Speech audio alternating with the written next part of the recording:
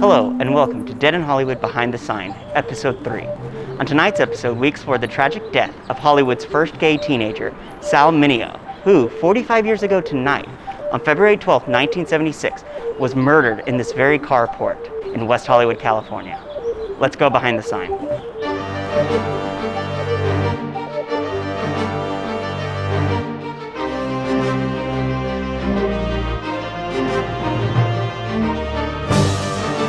After today, it'll be over with, and tomorrow's another day, and it's much more exciting to wake up knowing that, well, something new can happen. Sal, thank you. Nice to have you with us.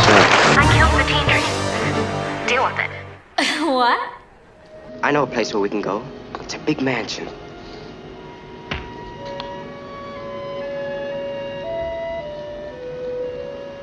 There it is. Hi, I'm Castorberger, and I have been obsessed with Sal Mineo ever since I saw Rebel Without a Cause in junior high. My mom got me a copy on VHS for Christmas one year, and I wore that tape out. I probably watched it a dozen times that Christmas break. I wonder why. Hey, you want to come home with me? I mean, there's nobody home at my house.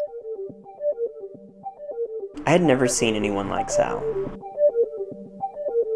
The filmmakers couldn't come out and say that Sal was gay, but they dropped a lot of hints. Like the headshot of actor Alan Ladd hanging up in Sal's locker, it's so obvious. When Rebel was released in 1955, depictions of homosexuality were restricted by the Motion Picture Code, aka the Hays Code. I could do a whole nother video on its president, William Hays. Sal went on to be nominated for an Academy Award for Best Supporting Actor for his role in Rebel. At the time, he was the youngest person ever to be nominated in that category. He was 16. Mr. Sal Mineo.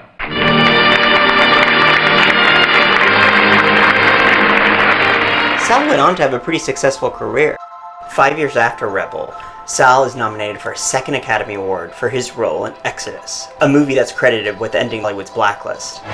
Sal once said, "One minute it seemed I had more movie offers than I could handle. The next, no one wanted me." Sal's dark complexion and the hint of homosexuality hurt him, and by 1972, he was no longer booking roles. He took some of the power back, and in a groundbreaking interview, Sal came out as bisexual. It was unheard of at the time.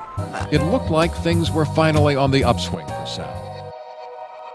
He was so ahead of his time and so underappreciated. But in 1976, Sal is on the verge of a comeback. Sadly, it was not meant to be.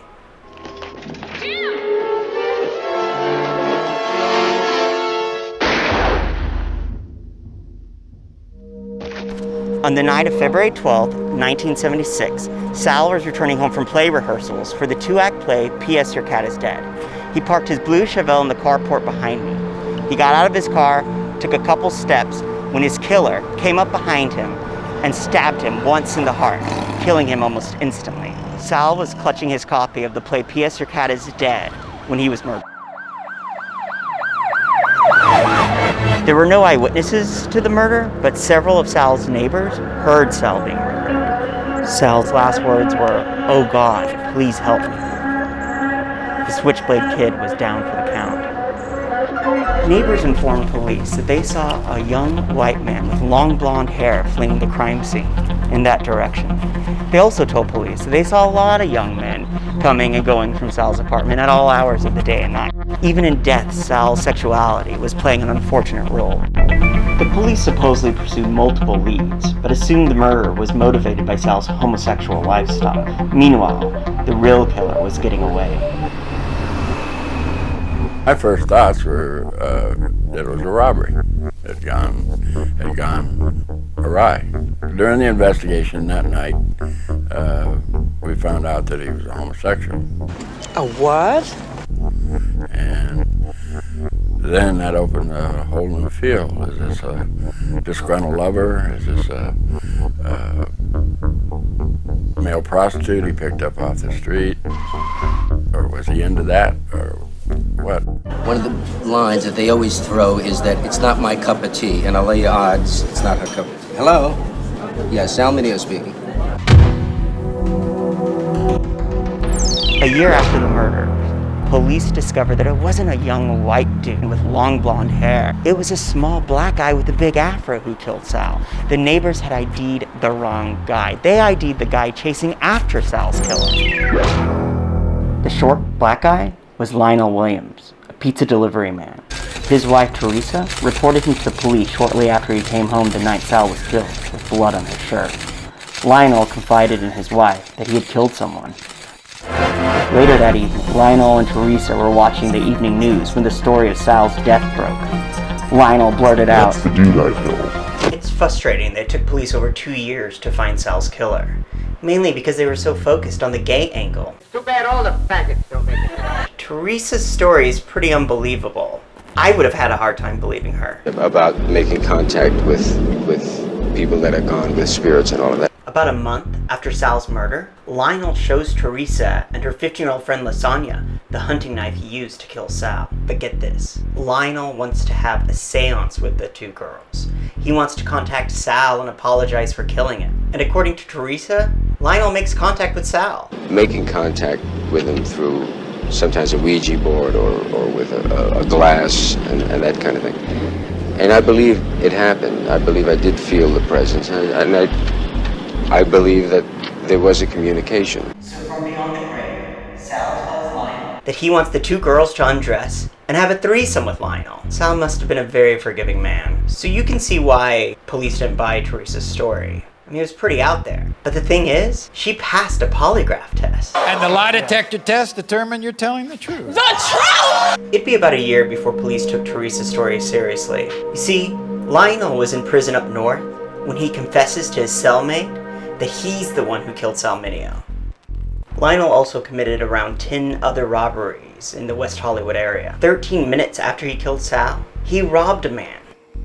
Lionel Williams is finally put on trial, and in March 1979, Lionel is sentenced to 57 years in prison. Teresa didn't take the stand at Lionel's trial. She'd committed suicide a year earlier.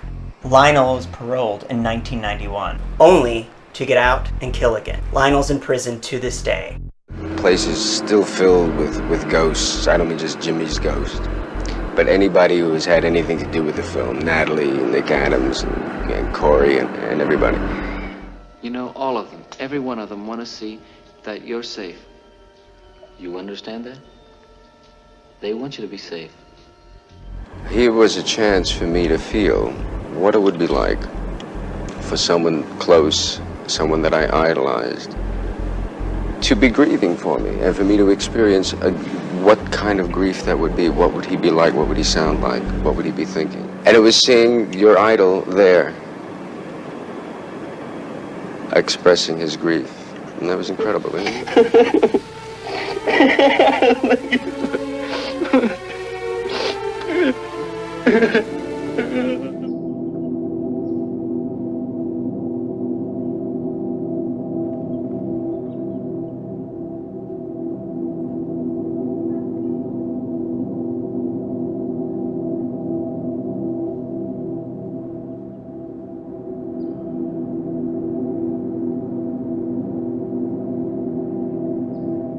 You are probably one of the most active men in our entertainment business now. Would you trade today for yesterday? Would you go back to those days? I don't ever want to go back, not even a day. After today, it'll be over with, and tomorrow is another day, and it's much more exciting to wake up knowing that, well, something new can happen. Sal, thank you. Nice to have you with us. Sal was hopeful on the night he died. He was working again. He was in love with his partner of 6 years. And more importantly, Sal was no longer hiding.